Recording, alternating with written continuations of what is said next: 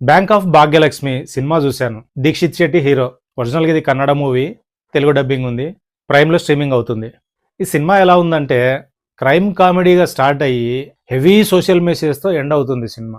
Like Shankar సినిమాలో లాగా ఒక పెద్ద కొండను తీసుకొచ్చి చిన్న హోల్లో ఇరికేయడానికి ట్రై చేస్తే ఎలా ఉంటుంది, ఈ స్టోరీ కూడా అలాగనే ఉంది.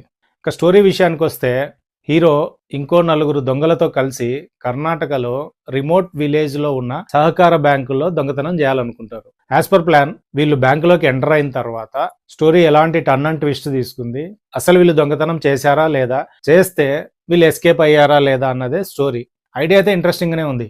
స్క్రీన్ ప్లే అయితే బాగా డ్రాగింగ్, ఇంట్రెస్టింగ్గా లేదు, లాజికల్గా అయితే అస్సలు లేదు. ఇనీషియల్గా నలుగురు దొంగలు వాళ్ళ ఇన్నోసెన్స్ ఎక్కడో రిమోట్ విలేజ్లో దొంగతనానికి వచ్చినారు. చిన్న క్యావోస్, అక్కడ నుంచి షట్టర్ కింద పడి, ఇంతవరకు అయితే ఓకే, పర్లేదు, బాగానే అనిపించింది. దాని తర్వాత బాగా డ్రాగ్ ఫీలింగ్ వచ్చింది. సో ఎప్పుడైతే స్టోరీ ఒక టర్న్ తీసుకుంటుందో అక్కడి నుంచి అయితే చాలా హెవీ ఫీలింగ్ అయితే కలిగింది నాకు. హైలైట్స్ వచ్చేసి ఐడియా, దీక్షిత్ శెట్టి, అక్కడక్కడ కామెడీ వర్కౌట్ అయింది.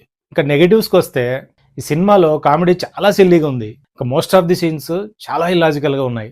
మనం చిన్నపిల్లలకు స్టోరీలు చెప్పేటప్పుడు వాళ్ళని ఎగ్జైట్ చేయడం కోసము ఏవేవో అభూత కల్పనలు, అంటే ఉన్నవి లేనివి అన్నీ కల్పించి చెప్తుంటాం కదా, లాజికల్గా ఇల్లాజికల్గా అన్నీ.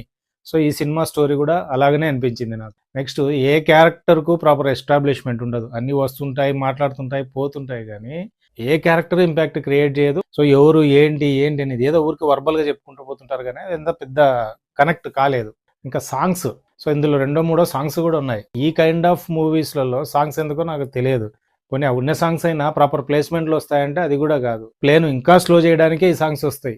ఈ సినిమా ఇనీషియల్గా అంటే స్టోరీ ఒక టర్న్ తీసుకునేంత వరకు క్రైమ్ కామెడీ లాగా చెప్పుకుంటూ పోతారు. ఆ టర్న్ తీసుకున్న తర్వాత ఆల్ ఆఫ్ సడన్గా అది ఇంకో సినిమా లాగా అనిపించింది నాకు. అంటే ఫస్ట్ 1.5 అవర్ సినిమాకు లాస్ట్ దానికి సంబంధం లేకుండా ఉంది సినిమా. లాస్ట్ పోర్షన్ ఒక 40 మినిట్స్ 50 మినిట్స్ ఉంటుంది. స్టోరీ అంతా అక్కడే ఉంటుంది, బిగ్ రివీల్స్ అన్నీ అక్కడే ఉంటాయి, టర్న్ అండ్ ట్విస్ట్లు అన్నీ అక్కడే ఉంటాయి.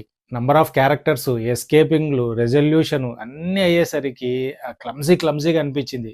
లిటరల్గా నాకైతే ఆ టైర్డ్ ఫీలింగ్ అయితే కలిగింది. ఆర్టిస్టుల విషయానికి వస్తే దీక్షిత్ శెట్టి, ఇంకో ఫ్రెండ్ క్యారెక్టర్లు ఇద్దరు ఫైన్ అనిపించింది. ఇంకా మిగతా వాళ్ళు ఎవరు మనకు పెద్ద తెలియదు, పెద్ద ఇంపాక్ట్ కూడా ఎవరు క్రియేట్ చేయలేదు. Visuals, BGM okay. Finally cinema అయితే నాకేమంత ఎంగేజింగ్గా అనిపించలేదు. మీకు ఇలాంటి క్రైమ్ కామెడీ, దట్టు మనీ హైస్ట్లు, ఇలాంటి సినిమాలు ఇష్టం అయితే బాగా ఫ్రీ ఉన్న టైంలో ట్రై చేయండి.